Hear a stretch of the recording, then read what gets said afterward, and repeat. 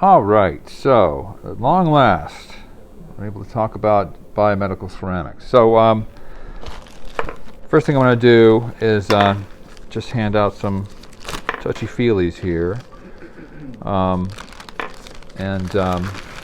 This is not a full-scale version. This is something that they were using these in dogs, and so we got some as a result of the fact that they didn't need them anymore. This is a project we had with a company called Exactech in Orlando, Florida, and I have a box full of these things upstairs, so you don't need to worry too much about this. But this is, it's not a human size, it's dog size, but all the technology is the same. It costs 10 times as much because it goes into a human, but they sell it for 10 times as much. It costs about the same. But anyway, so you can see, and this is maybe an earlier version. You can see a little light gray fuzz here. This is these are titanium beads in the surface, and we'll talk more about that later. But this is what the body tries to grow into, and you see the cobalt chrome head. We see a neck, which in this case appears to be titanium, and then down below this is also still titanium. But the surface morphology is very dramatically depending on the need for bone ingrowth and the concept of stress shielding, which I think some of you heard about, but we'll talk more about that later. So this is that example of what these things look like, and I guess along with that, we have this is again part of a research study. So fragments of a polyethylene cup that used to articulate against that, and then ramping things up a little bit. We have two examples of femoral heads. It's working today, yay. All right, so this is a full-scale cobalt chrome head. Again, obviously it's being used for research. That's what the markings are for. Those aren't normally visible. And that, as you can see here, is mirror smooth, mirror bright. You can look at yourself in it, and that's because of the polishing steps, some of which we'll talk about again today. And then more pertinent for today is an alumina version of the same thing. So this is an alumina femoral head, which is largely what we're talking about today. We're going to talk about how these are made and the type of processing that's necessary to make these, at least for modern processing. And it's a ceramic head, but having said that, you could drop it on the floor, you could throw it against the wall, it's not going to shatter. It's pretty highly engineered material. So that's what those things look like. And so that's what we're kind of talking about today. And there's not a whole lot of difference in many ways between powder metallurgy and ceramics. They both start with powders. We'll talk more about powder metallurgy later. But modern biomedical implants are made using powder-based processes, whether they're metal or ceramic. Today we're talking about the ceramic version of that. We'll spend some time later on talking about the metallurgical version of that. And so, but this is again showing us the target at hand. And so this is the biological tissue as it exists in humans. And so what they do in the hospital, they come along with air tools. It's very Black & Decker. If you've never seen this before, it's just like wood shop, all right, literally. So they use air tools, they cut this off, all right, and then they drill this out so that femoral stem that's going around the room can actually go down into the femur itself. And so that's a very important aspect of the load-bearing component. And then they remove all this, the synovial fluid and the membrane, the cartilage that's there. It's mostly bad anyway, or else they wouldn't be replacing the hip in the first place. And then they put in, we'll talk about the cup and the liner that sit in that other position. And so all these things are mated together to provide us with these hip implants. Hopefully there's no questions about that. It should be pretty straightforward at this point. You're not awake for any of this, by the way, and it's not an outpatient operation. It's pretty major surgery. And so in the end, what happens is, we've removed all those biological components, and we have what we've been talking about to date, which is that cup with a liner inside of it, and then the cobalt chrome head, or they call it a ball here, the neck area, and then we have, even in this early sketch, we have evidence for bone ingrowth surfaces that are necessary to make these implants stable over the long term. Very, very important to make these stable and not vibrate or move around. Extremely important. It's one of the failure mechanisms when that doesn't happen. And then the stem itself is also helping transfer load, hopefully, ideally, uniformly to the bone, which again is not always true. And this is the knee equivalent. You've seen this picture before, something like it. But in the end, that's what this looks like. We have the bottom of the femur, the top of the tibia. This integrates the tibial plate, polyethylene, and in this case cobalt chrome. That's titanium tibial plate. This articulates against that piece of plastic, essentially, and ideally produces very few particles as a function of time. And so this is showing you on the right hand side a picture you've seen before, which is the cobalt chrome articulating against the polyethylene liner. On this left hand side, it's not, I don't know what you might think that is, but that is alumina, all right, and it's got a little bit of chromium in it. When we combine ruby with, I'm sorry, I gave you the answer. So you combine chromium with alumina and you get ruby, all right. That is the gem mineral is alumina with chromium stuffed into it, all right. And so you get a little bit of that here, and we'll talk more about why they add chromium oxide to these alumina ceramics. That's to do with toughening mechanisms, very important in this context, but it is mostly alumina. But that's where that pink color comes from, is from the chromium that's in that head in this context. And then this is the ceramic version of the knee on the left and the metallic version of the knee on the right.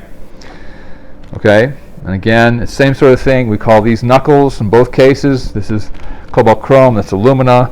In this case, I think they're both articulating against a polyethylene surface, as far as I can see, and they both have the same titanium tibial plate. All right? Any questions about how all that goes together and how it all works? We should be pretty clear on that at this point. All right, and so some terminology. Make sure we get this straight early on is good. Even I slip up every once in a while. We have, first and foremost, in the acetabulum, we have a metal cup. And it's titanium, and it's porous. And that is the way it is in all cases. There are no deviations away from this. And it's titanium, I think I said that. And it's composed of a porous surface, which doesn't have a heck of a lot of load-bearing capabilities, as you might guess. But that is mated with a solid titanium surface underneath it. All right, so even this is kind of a composite, this cup thing. And when it's installed, and you'll see this in some of the x-rays, if not today, in a future lecture, there are metallic screws that go up in through holes in the top of this cup and allow the bone to join to that surface right away and bear load. You might think that after surgery this major, they lie around in the hospital bed, and they don't. They make you get up. And the reason why you have to get up is they want this bone ingrowth to start occurring as soon as possible. And that means that you, in extreme pain, have to get up and try to walk around on this hip upon which you've just had major surgery, or your knee, for that matter, same thing. So you don't get a chance to rest after one of these things has been put in. Anyway, so this cup is there, lots of good reasons for it. And then below that we have what's easy to confuse with a cup, and that's the liner. So everything here is acetabular liner. All right, and as you can see, we have options, or at least we used to have options. So we still have a ceramic liner, and we still have the polyethylene liner, but as we learned last time, we no longer have options for a metallic liner. All right, that was a huge disaster, all sorts of lawsuits and so forth, because that actually went into humans and caused problems in humans. So right now it's just these two options as far as liner materials, either ceramic or polyethylene. All right, and when we talk about ceramic, it's by far alumina and variations on alumina. We'll talk about some experimentation in other directions. And then below that we have the head itself. And again, here we have two options. The cobalt chrome head articulating against polyethylene only, not against alumina, or we have alumina which can articulate against both surfaces. Okay? Any questions about that so far? And then below this is the taper, or the stem, that connects this to everything else in the femur. All right? Any questions about that? And this is for total hip arthroplasty. It's THA, or if it's knee, it's THK. All right? Anything else? Okay, so we're good on terminology, right? We know which way is up. And when it comes to these ceramic compositions, it's very important that we get it right. And unsurprisingly, alumina, unless it's got chromium in it, deliberately. Alumina is very, very pure, and this has 3 nines. It's probably like 5 nines in most cases. They make this extremely pure, and density of 4, grain size maybe 1, usually less than that, and then various very impressive numbers. We have compressive strengths of 3,000 megapascals. All right, so it's in the gigapascal range. So you can literally put a herd of elephants on top of this and that won't fracture. All right, so these things are enormously strong. Tensile moduli, unfortunately, or fortunately, depending on how you look at it, is not as high. Flexure is relatively high, unsurprising. And then we have some fracture toughnesses that are not too bad for some of these. We'll come back to them later, but there's some two examples here in this column involving this zirconia, partially stabilized zirconia or tetragonal zirconia, and those are not actually used anymore. All right, we'll talk more about why later. This was part of a push back in the 90s, early 90s to late 90s to use zirconia in this context, and there's lots of good reasons for that. First and foremost are these toughness values. You see that those toughness values for zirconia are significantly greater than alumina. 1 or 2 points of toughness is actually quite a bit in this context, and so that's not bad. And then we have zirconia toughened alumina, which is still used, by the way. So that's out there. And then cobalt chrome, and these are also still used. But what you're looking at here are differences in properties between some of these materials. And then last but not least, there's wimpy old bone itself, all right? And you see that it's got next to nothing compared to the strength, tensile, compressive, and flexural of these inorganic materials. All right, so they are much, much, much more impressive in terms of a load frame test, except for this one area of toughness. So bone can go up to a toughness of 12. All right, this is showing toughness of 12 for zirconia, which I don't think happened very often. But it's possible because of the toughening mechanisms. But again, as I mentioned this before, bone, once it's gotten stressed or fractured or damaged, it can regenerate. It can grow itself. All right, zirconia, not so much. It might be 12 the first go-around, but that damage doesn't leave. It gets worse and worse as more and more mechanical insults appear. All right, and so we should have a pretty good idea of why we're working with these compositions, or in the case of zirconia, why we aren't working with those compositions. We'll talk more about that later. Are any questions about this so far? All right. And so, how are these objects produced? And so this is specific to sintering, although there's some bleed over for powder metallurgy as well. So that ceramic head that's going around the room, how do we make that? We started out with powder, we know that much. How do we transform it into this particular shape? And so this kind of pertains to what I like to call the tyranny of shape. All right, so we learn about steel and aluminum and maybe alumina and glass and things like that, and we learn about those in terms of a table and what its properties are. But if you can't translate that into a shape that has technological value, then it doesn't matter how great the properties are.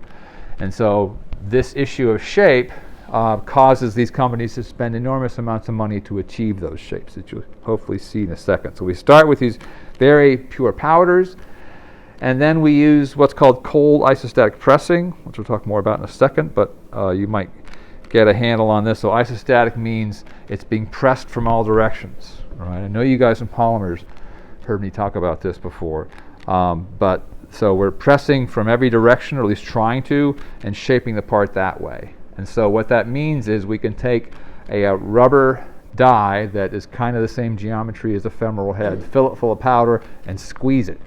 And we end up creating a rounded shape. All right. Spark plugs, the ceramic component of spark plugs are all made this way. There's a company, I forget the name of them, up in Cambridge, Ohio, that has a factory that makes these things by the millions every year using cold isostatic pressing. So you get this rough shape of it, and then you can start to take that rough shape, and you want to try to get it to being closer to the final shape, that femoral head that is over there now, which I'll borrow because I can wave it around. So how do we make this shape? And how do we do it cheaply, which is the key thing. Now we could, once we have this shape, sinter it to full density and then machine it. All right, but as you might hopefully know, machining ceramics is tough. because they are so gosh darn hard. So the properties we're trying to get to are now making it hard for us to shape this. And so what's done instead is you pre-sinter it, which for this alumina is like 1000 C, which sounds like a high temperature, but normally you'd have to go to 15, 16, 700 C to fully sinter alumina. So all you're doing here is you're causing the particles to kind of neck together a little bit, all right? And so its shape doesn't change, but its properties get better because it starts to glue the particles together using the sintering process. We know what sintering is, right? Yeah, kinda. All right, good. All right, and so we go through this pre-sintering step, and then we can do things to it. And very importantly, we make this internal bore. We shape this part of it. And so we very carefully, very gently machine out this bore because we can and not fracture this part. If it's just loose powder, it would just fall apart immediately because it's loose powder. Because it's pre-sintered, we can make the bore, and we can also start to try to make this outside a little bit smoother as well. All right, very gingerly, very carefully. But then once we've done that, we managed to get something that used to be a solid ball of pressed aluminum powder and create these geometries inside of it. All right, and we do that at much less machine cost than if it was fully sintered. And then we go through the sintering step itself, and that involves these high temperature exposures. And then, as you'll see more of later, we use hot isostatic pressing. So not only are we sintering it, but we're also applying stress from all directions while it's being sintered, which is no small feat at 1700 degrees centigrade. Okay. And so in doing so, we generate this final shape and the final density of the shape as well. And this is a C. We'll talk about why that's done. And then modern heads are usually laser marked. All right, the beauty of laser marking, you can put a barcode on there, and that barcode can tell you when it was made, who was running the machine the day it was made, all kinds of things you can encode into barcodes. And this is really important because when we would get these heads from Iowa, and you lay them out on the table, and they all look exactly the same. It's like, oh, geez, which one is which? Because they have virtually identical appearances. And so being able to laser mark these things is a relatively recent change that is definitely very welcome. And then once that's done, as you've seen now, these guys are really shiny. All right, so metals or ceramics, they have to be ground and then polished. And you guys have done some kind of grinding and polishing, right, in some of these labs. You know what a pain in the neck it is. All right, it's worse here. All right, but it's all being handled by machines that sit there in Wausau, Indiana, 24/7, 365, grinding and polishing alumina heads or cobalt chrome heads, depending on what surface they're trying to produce. Okay. And then it goes through the inspection stage. All right, and so obviously this is a pain in the neck. All right, so from A to Z, this is millions of dollars of equipment. All right, to make that happen. Any questions about that? Good. So steps 1 and 2 are be the main focus for today. We know we have high purity powder. Whatever the composition, the key aspect of producing objects via compaction processes, doesn't matter what compaction process it is, they all use the same thing, is this process called spray drying. And spray drying is a technique that is utilized primarily to overcome the extreme variability of natural agglomeration. What is natural agglomeration? When you open up a bag of sugar or flour or something like that, all those particles are stuck together. If you guys have done any labs involving powders, all those powders are all stuck together. And this agglomeration is very simply the sticking of particles to one another and often occurs spontaneously. So something that is going to happen whether we want it to or not. If we could process in outer space, it's still going to happen even in outer space. It's a characteristic of these solid materials. And so this natural agglomeration will occur in any suspending fluid, either air or water, it doesn't matter. We always get agglomeration. The particles collide with one another in the course of what's called Brownian motion, which is caused by the bombardment, as it says here, of these particles by atoms or molecules, more typically, in the gas or liquid. And so this has a consequence of the fact that we made the particles so small to begin with. Remember, we want nanoscale particles to get nanoscale defects. Nanoscale particles can be kicked around by the air molecules, or they can be kicked around by water molecules. And I have a video or two which hopefully will show us some of that. Brownian motion. B's. All right, so that's brown. Grains were dancing All right, so to this and is just fro showing in a you random manner. what that looks like. You know, particles being kicked around in solution. Similar haphazard motion All right, they're can constantly also be moving, observed and they're when not moving small because colloidal of anything particles other than the suspended molecules in a around liquid them hitting are them examined constantly. under a All right? powerful microscope. And so you can see this literally in the microscope if you have the right particle sizes. The And so zigzag that means motion that is those due guys to are constantly unequal running around and bombardment they're running between the into each other. suspended All particles right? and the And so when molecules they of run the into each surrounding other, medium. they enter into This what's called the irregular energy motion well. of suspended All right, some of you may have particles heard of this. is referred to When as they enter into that Brownian energy motion. well, they can stick together. All right, and sticking together, they don't unstick unless you do something to them. And so that's a problem for We us shall now in some study cases, movements of but it is large something that and is just small a natural particles part suspended of in liquids. what these Let us powder-based first look materials do. at It an doesn't matter what they're made out of. All right, so we have, this is kind of showing you a little cartoon of it where A is our particle and those gray spheres are water molecules, all right, or hexane molecules, or even oxygen, depending on where this is. They're going to kick this thing around and cause it to move in unequal fashion. And the smaller the particle is, the more easily they could be kicked around by the molecules around it. Okay? Zag So we know motion. this happens, and we know we can't do anything about it. And then, even if we have a highly engineered system, I don't want us doing that. What you'd see, this is a cool movie, what you'd see is something that looks like this. So in solution, it looks like the Death Star from Star Wars. But what it is, it's collecting particles via this process of collisions driven by Brownian motion. All right, and so it doesn't matter how precisely we engineer the individual particles, this process of agglomeration is going to happen to us because they're so small. All right, and they can get kicked around and forced to join together. And this is pretty realistic in terms of what solutions look like. It's constantly active, constantly moving around. All right, any questions about that? All right, so if you believe me there, and you should, in such collisions, the particles may be so attracted to one another that they stick together. All right, these van der Waals forces that cause this are always present. It doesn't matter whether it's metal, ceramic, polymer. They're always these forces sitting on these surfaces. And we talked about it in the context of polymers last semester, those of you who suffered through that. But these van der Waals forces are important with these very small particles as well. We also have electrostatics if we're doing things in air, and I mentioned the concept of the energy well. They fall into the well, stick together, and they can't get out of the well. Right? It's just too much energy for them to make this happen. For ceramic particles, the subject of today's lecture, spontaneous agglomeration occurs at particle sizes below 40 microns. And it used to be back in the early 60s, 40 microns was kind of the standard particle size. But you know, as we've said, you want to get the defect size down, you got to get the particle size down, you get the particle size down, we go way below 40 microns, all right, submicron to nano, to get those properties where we'd like them to be. So the strength of these interparticle bonds determines the physical properties of the newly formed agglomerate, and then if we have a doublet versus a singlet, it moves more slowly, and right away we start to have issues. And issues look like this. And so we have a number of different materials here.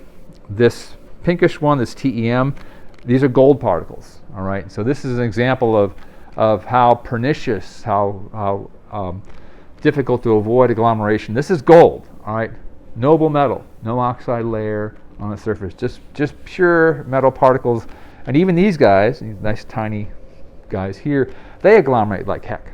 All right, and they don't have any water layers on their surface like ceramics do. All right, so we know that agglomeration is unavoidable. These could be Teflon particles, and they would also agglomerate.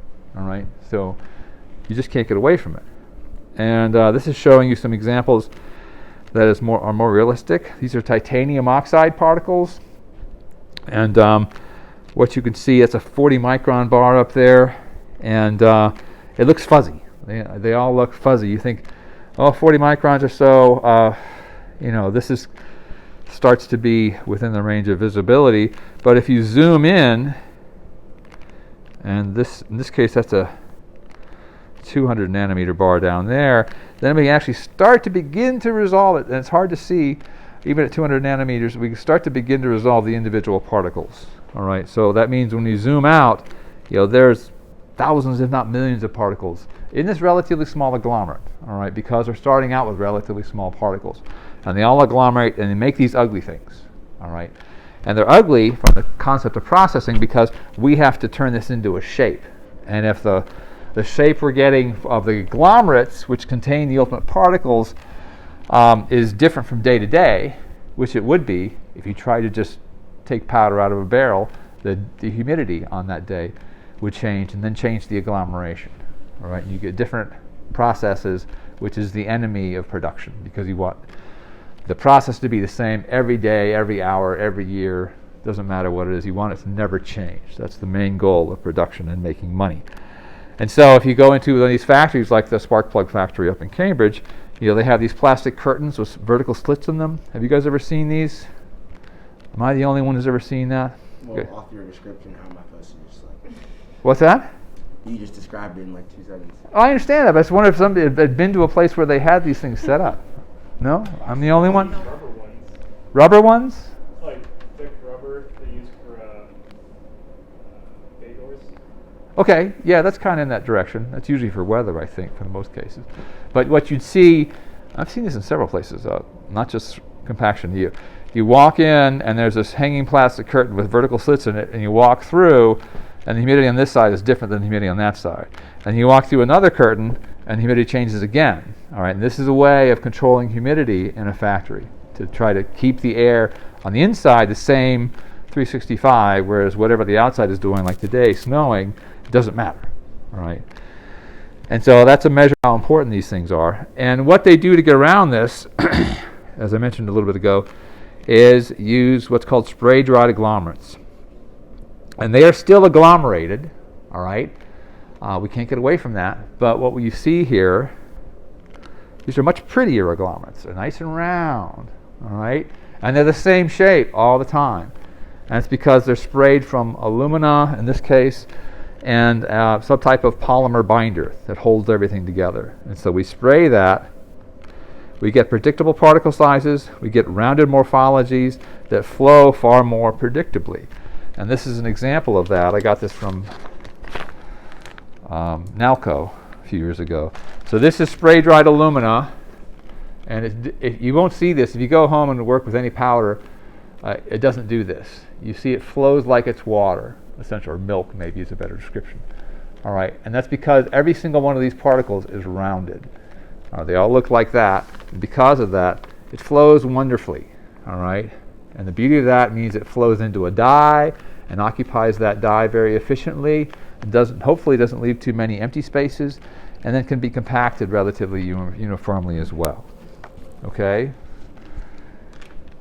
So just try that at home with any powder you have, and you see that doesn't behave like that at all. And that's because they're these individual shapes that allow for more predictable fabrication. You still have the curtains, you still control humidity, but how do we make these things in order to make?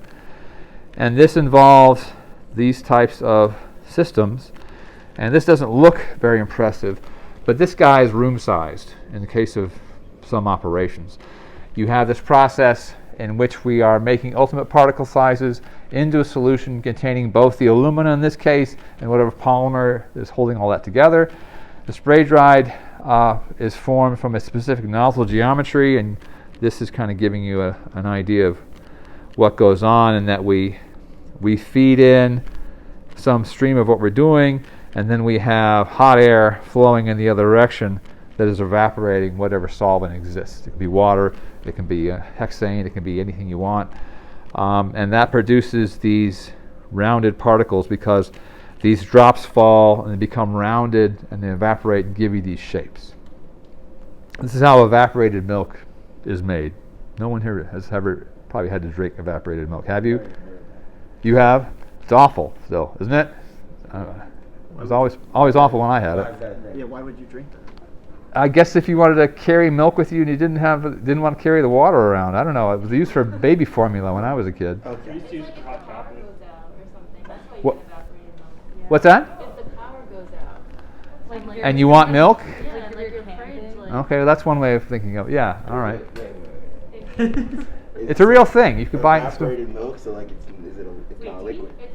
It's a powder. You buy it in a box. Good refrigeration. Like my parents, when they were kids, they didn't have good refrigeration. Ah, They just had okay. powdered milk. And That's like, a good one, yeah. Pour it in the water and you're good Yeah, right. So you get your calcium and all. You pour water. Okay. We put in hot chocolate. You don't just drink. You probably I could. thought you were like eating the powder. Okay, like, probably. Yeah, that's right, to give it the milk consistency. Yeah, good. Yeah, right. But it tastes awful by itself. It doesn't taste anything at all like milk. At least it never did to me. So, but it works. I mean, nutritionally, it's still what it needs to be. That's what I thought. I thought people were like eating it. Like No. Actually, there's desserts that you use powdered milk and you heat up the surface of it. It's some French thing, I don't know. Okay, send me that recipe. But you pretty much cincture the entire thing and it turns into like a gel almost. Like Sounds worse. There's probably some sugar in there, so maybe it's not too bad. Yeah. Anyway, so you make these drops and they fall and become dry, and that's what gives you the stuff that's going around, and it looks as well as it does. So the consequences of that are that we get much better control over the process. Again, control is the number one rule in a factory. These are essentially ceramic nanoparticle composites, and so as you saw in that image, they were like 100 microns or so in size, but each one of those agglomerates contain thousands, if not more, of these nanoscale particles. The same rules apply, it's just packaged in a way that behaves much better. We do have defects, hollow-centered, donut-shaped agglomerates, you'll see in a minute, and these structures can be preserved following compaction. I'll give you some examples of that, and they can complicate things, but again, the process has now become predictable, all right, and that's the key thing when it comes to one of these facilities.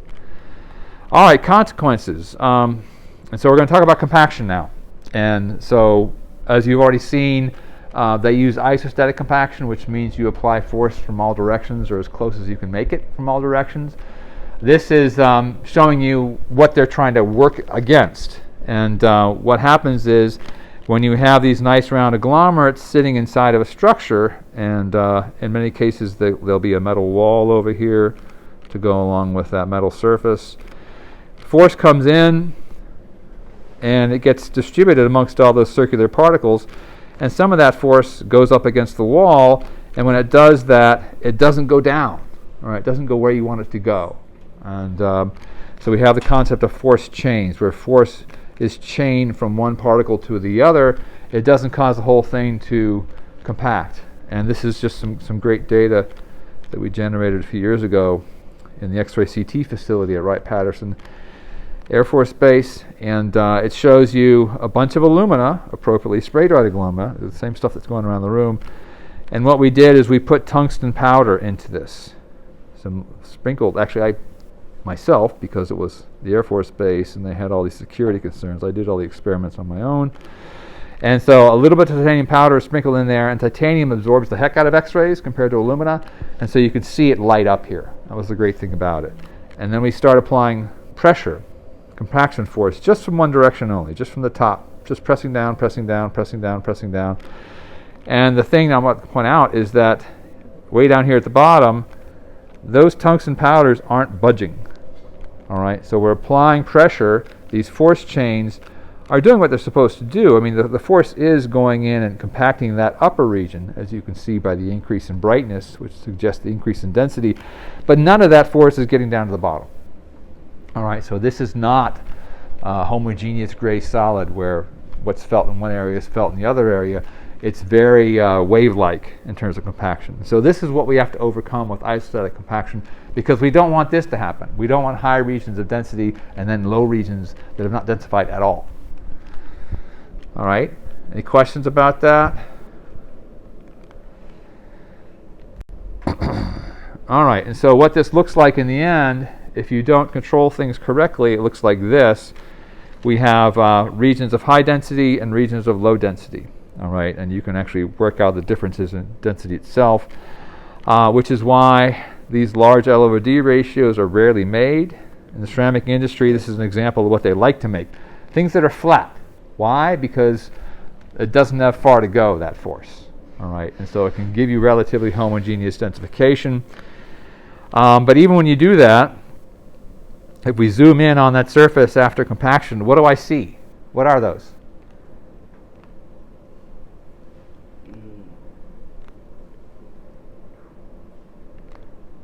You're reading the caption, aren't you?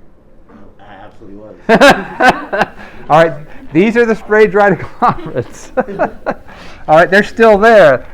So we package them this way, we get better behavior, but they don't disappear when we compact it. They're still there. All right, they're still controlling this process.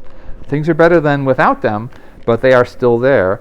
And if we go beneath the surface, we can see that they're definitely still there. Even though the density has gone up, all right, we still see these agglomerates that have barely seen much individual compaction. They're getting closer together. The density overall is going up, but the compactions, the agglomerates themselves, are not seeing a lot of densification. If we go back to this guy, the no-no, so we have low density zones, high density zones at the top, the white areas, and the low density zones, the blue stuff at the bottom. All right, and we know that if we take this, stick it in a furnace, heat it to some temperature for a certain amount of time, doesn't matter what it is, pull it out, it will look smaller. All right, but if I did a toughness test, or I did a flexural strength test, this side is going to be much lower strength than that side. Why? What controls fracture in these brittle materials? The Griffith criterion. What? Crack propagation that starts at flaws. All right, and those flaws in this context of trying to make things dense, starting out with a powder, those flaws are going to be larger and more populated or populous in this low density zone. All right, we start out with, we have to shrink further, the particles are farther apart, all right, and so it's harder to get this thing to shrink, whereas here they're closer together and it's easier to make them shrink. All right, so this is all about conditioning our bunch of powder, spray-dried powder, to try to eliminate, first off, these big density gradients. You want it to all be the same, so at least it all goes to the same flaw size. You don't want this happening because, yeah, this is pretty good up here, but down there it's awful. All right, so failure here will fail the whole thing, because that's the nature of brittle fracture. It doesn't matter how good the rest of it is. One flaw compromises the whole thing. All right, and so this is important because we want to make sure we get uniform situations going on. So this is sipping, cold isostatic compression. We can get pressures of up to 40,000 psi, all right, way higher than anything else we do around here. And so this sits inside this pressure vessel. Our powder's in the middle, and then we have a rubber, in some cases a metal surface around it, and we squish that with this 40,000 psi to provide pressure from all directions, all right? And that's the general thought. And it decreases the width of distribution, but doesn't really eliminate them. We don't get high and low density zones so much as these areas that are just skins of high density around this core that is still kind of low density in the middle, but at least the surface is pretty good. All right. So again, getting back to this head, that's important because the surface is where a lot of the forces start. So if we get dense surfaces, then we're in good shape because that's where it's going to see the most force. You know, if this thing it sees some kind of mechanical force, it's going to start at the surface. All right. And so having the best densities at the surface is the goal here. All right. Edge to the other. Then, is the uniformity perfect? No. All right. Not absolutely perfect. Very commonly used for small elongated parts such as tubes and spark plugs. Post-pressing machining is also common. All right, as you've seen already, you know, we do all these things on those parts. We get relatively high uniform densities. They're not totally uniform, and as you've seen, very importantly, the spray-dried agglomerate morphologies are still there inside of that material. All right, so that's an issue that we try to get rid of. So the higher densities help to minimize internal defects, but do not eliminate them. So if I've compacted this thing, and I have high density and low density zones initially, and maybe they're much less, but they're still there. If I start to fail this, where are the largest flaws going to be? Or try to fail it. Where are the biggest defects going to be? In the low density zone or the high density zone? So sintering is controlled by diffusion. All right. Diffusion is slow, but when particles are far apart, it becomes even less efficient. Okay, so defect elimination in the low density zones is much more difficult than defect elimination in the high density zones. Does that make sense? It should make sense to you that if I have a high density object and a low density object and put them both in the furnace at the same temperature, the high density object shrinks faster. All right, because the particles are close together, diffusion doesn't have to work as hard to make sintering shrinkage happen. All right, does that make sense to you? Based on you should have some knowledge of sintering, and so everything's being pulled together. And if they don't have to pull very far, then the external shrinkage is faster than if they're far apart, and it takes time for them to get together. It's the same thing's happening internally in these structures. The low density zones are not shrinking as fast as the high density zones, but we try to minimize the difference between them. The gradient from one. The reason for that is to get this improved uniformity. Supposed to quit at 135, right? Yeah. Okay. So we'll postpone the discussion of sintering. We're going to talk about. I know I'm asking you questions like, based on what I think you should remember about sintering, but we'll talk more about it later when we talk about injection molding, where it becomes really significant as well. Suffice it to say that sintering produces shrinkage and an increase in net properties, not shrinking, shrinkage. Jeez. Like sipping, so we have cold isostatic pressing, hot isostatic pressing, which is the same thing at high temperatures, allows for improvements in the uniformity of the shrinkage associated with the sintering process. And so what does that look like? Pretty much the same as the last image I showed you. We have whatever it is we're trying to densify, and we have something around it that seals it so that the pressure is applied to, in this case, it's either graphite or a metal surface, and that surface is dense so that the pressure will push against it, and then that squeezes what's inside of it to make it denser. And then this furnace, as you can see here, is getting us at temperatures up to 2000 C. All right, pretty darn toasty. And also a measure of how important this is to us.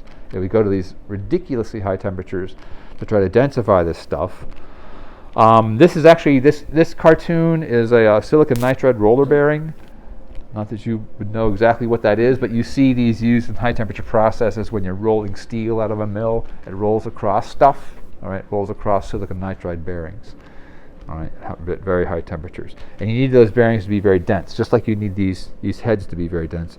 You don't want strength limiting flaws that cause them to fracture. So you go to all this trouble, go to all this high temperatures and pressures of 40,000 psi at those temperatures. All right, this is a big monster piece of equipment, all right. This then assists in promoting shrinkage and densification. It's not perfect, but it certainly helps.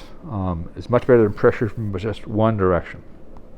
All right, any questions about this so far? I'm just flying along here. Make sense?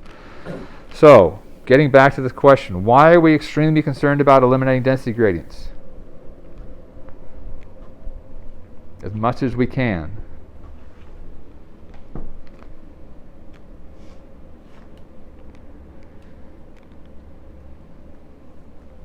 Yes? The forces still act non-uniformly on something. The forces don't act uniformly. So because it would make flaws easier to happen. It makes it more likely if there's a big. Make sure you guys understand that. So this is why we are so concerned about eliminating density gradients, and this is true for powder metallurgy as well. Same thing holds there. Okay, we understand that. We believe that. Okay. So I'll talk about the consequences of this, and this is some more data. Both the nature of compaction and the nature of sintering lead to less than 100% density. All right, and I'll show you some more SEMs later of what this looks like.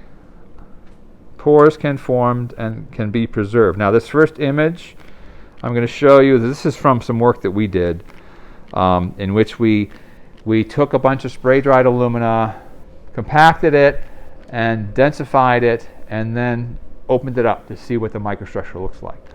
So this is actually pretty good. So one area of this compacted and sintered alumina looked pretty decent. Now you're seeing some pores here. There are a few here. All right, but they're relatively tiny. This is a 2 micron bar.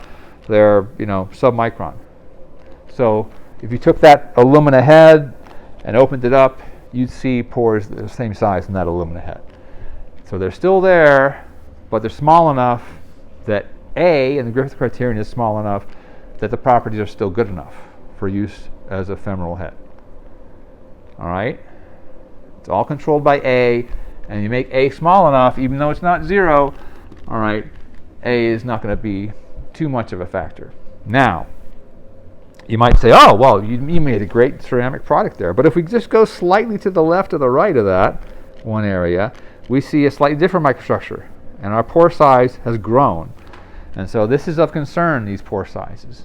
All right, they're much bigger than they were in that left-hand image. And then in the same compact, we look around and we start to see these flaws, which are multi-micron in size. All right, this is not a fracture surface. This is a flaw that is many microns across. And now we're worried at this point because of the size of that flaw. It's really big. And then if we zoom out even further, then what do you see? What are we looking at? Same answer as before. The agglomerates, the spray-dried agglomerates. All right, they're still there. All right, and they have large pores inside of them because it's a consequence of spray drying, and we have spaces between them that are relatively large as well. All right, so this is what I always call lying with SEM. If you go into research, you'll have to make that decision about whether you want to lie with SEM or not. I could say, oh, well, there's my microstructure. I made a great part, didn't I? But then you zoom out, not so good. All right, depends on where you focus. It depends on where you go to get your SEM data. You can lie with SEM. And the point being that what we made was 88% densified. All right, and so that's pretty good. It's entering into stage 3 densification. However, the minimum is 70%, maximum is 97. All right, so 97, we're talking about up here. That's our 97. But then down here maybe is more like 70%. All right, and so it's a range of densities and a range of flaw sizes in these materials as well. Okay, and so what these can do then is produce flaws of a size A that can interact with applied stresses and lead to catastrophic failure of even 99% toughened ceramics. All right, and so somebody went to a lot of trouble and effort to densify this to 99%, but they left a pore behind that was, who knows, 100 microns in size, and that failed the whole thing. So this one pore compromises the entire part, even if the rest of it is 100% dense. All right, so these flaws are extremely significant, and the failure in vivo has tremendous consequences, as you might imagine. So this is showing you intraoperative photograph of zirconia head fracture. All right, so somebody had a zirconia head put into their body, and it was on a titanium stem, which you can kind of sort of see there down at the middle of it, and the head itself fractured. And because it's a ceramic, all right, it fractured just, very energetically. It just blew apart like a glass window. All right, and so what you've got there is not one piece of zirconia, it's many pieces of zirconia. All right, and so what they have to do is try to fish these pieces out after it blew up, and the guy, maybe he was playing tennis or something like that, and he heard a pop, and suddenly his leg wasn't very well connected to the rest of his body. So you go to the hospital, open them up, you see these pieces, they take out the pieces, and the goal is to hopefully just put a new head on there. It might be cobalt chrome, it might be alumina, not zirconia, that's for sure. And then ideally the liner's still in one piece. Hopefully the stem is still good, and very importantly, the femoral component is in one piece as well. And so there are consequences here, not only because all the pain and suffering that went into this, but because your bones are only so long. All right, and if they have to go in and replace especially the femoral stem component, they're going to take bone away. all right? And so your one leg may end up shorter than the other leg, which is bad, all right? You can only get like 2 of these things before your leg bones are no longer the same length. Okay, and so ideally what they were able to do is just pull out this rubble, make sure there's nothing left behind, put a new head on, hammer it in place with a rubber mallet, and then use the same liner that was hopefully in the acetabulum and go back and get that guy up on his feet again, all right? And so, again, the pain and suffering is bad enough, but you want to make sure that all the other components are still in decent shape, they're not too scratched up, they're not riddled with flaws because of this fracture process, and the patient can get back up and move around without too much loss of tissue, all right? Your bones are only a certain length. They don't become longer just because you want them to. All right, any questions about all that? So hopefully this gives you a good idea of what's at stake. All right, this is why flaws are so gosh darn important in biomaterials, because this stuff happens, and then that leads to these kinds of consequences, which are not good. Okay, hopefully that was a lecture that was worth the wait. Sorry for what happened on Friday. So I'll see you guys on Friday, right? The next lecture? Okay.